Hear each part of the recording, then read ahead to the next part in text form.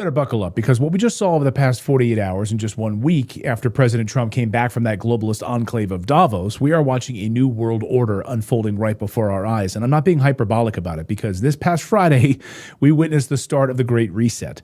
3 million Epstein files dumped on us, which are disgusting and disturbing to say the least.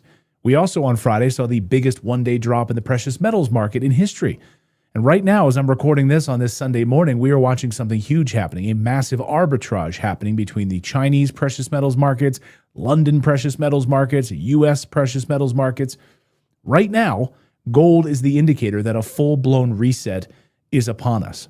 Look over here at the U.S. ready to bomb Iran. Look over here at these new Epstein files.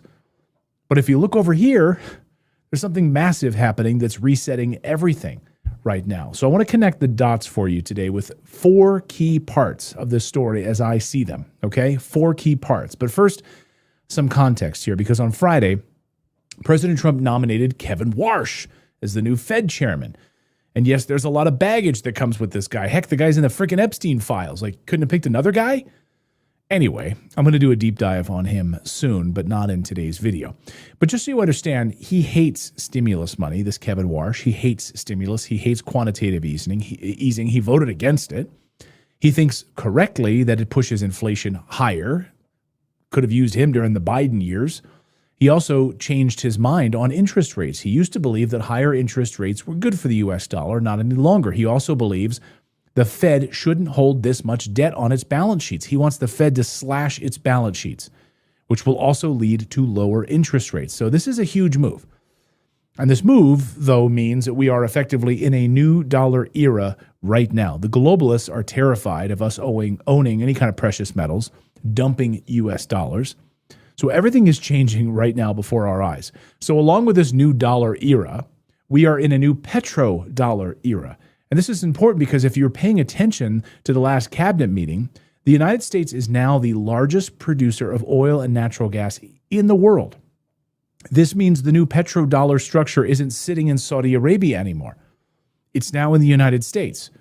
And the trifecta here that just happened is a new plan for the U.S. dollar at the Fed, the precious metals market dropping like a bomb thanks to speculators dumping their holdings and everyone taking profits, and then the U.S. control over the petrodollar, energy policy.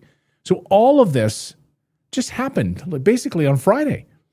The petrodollar system was controlled by OPEC, were the source of endless Middle Eastern wars. This has now changed, meaning no one can shake Washington down on energy anymore. We produce more than you do. That makes every American 1,000 times safer as long as we don't continue to do Israel's bidding and bomb Middle East countries. We'll see what Trump does there.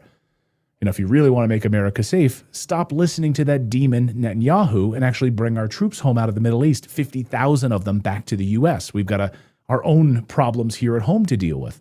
But the neocon Fox News crowd would love nothing more than for Trump to kiss Netanyahu's ass and do whatever he wants. Okay, let's bring in former Secretary of State and CIA Director Mike Pompeo, a Fox News contributor. But one thing at a time.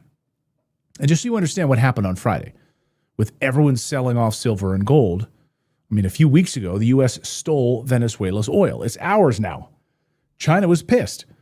They are one of Venezuela's largest oil partners, settling these transactions in the Chinese yuan instead of U.S. dollars. Well, America swoops in, kidnaps Maduro, steals their oil, kills hundreds of people, by the way, which didn't get any headlines. China then responds, limiting silver export controls. Countries and banks panic. People buy up precious metals like crazy because now the United States and China relationship is heading for disaster. But then things suddenly turned around. The U.S. and China calmed down. Things started to get back to normal. Trump and Xi Jinping are going to actually spend the autumn together, maybe holding hands and walking amongst the leaves. I don't know. Like they like each other again.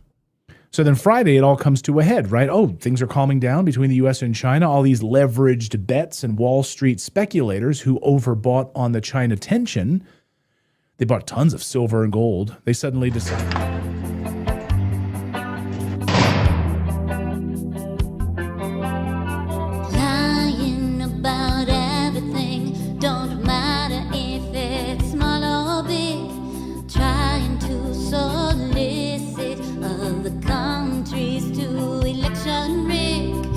taxes unpaid, net worth not so high, money laundered, crime after conflicts of interest like trademarks in China, sexual harassment like grabbing vaginas, spilling intel, putting spies at risk, obstructing justice. He's a thug, he's a crook, he's a president.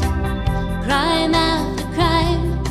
When he's gone, well, the book they will draw at him. Crime after crime. He's insane, narcissistic, can't help himself. Crime after crime. When he falls, well, the cops, they will be waiting. Crime after crime. Russia, if you're listening, I hope you're able to find the 30,000 emails. If Russia, if China, if someone else offers you information on an opponent, should they accept it or should they call the FBI? I think you might want to listen. China should start an investigation into the Biden. Siding with Putin instead of the CIA, reducing his debt load by demanding lower interest rates, secret servers to hide his quid pro quos, hosting summits at Mar-a-Lago. He's a con man, a crook, that's our president. Crime after crime, pardons, dangled to White House aides to break the law. Grammar mangled, he's a grifter, a crook, that's our president. Crime after crime, he's insane, narcissistic, can't help himself. Crime after crime. When he falls, well, the cops,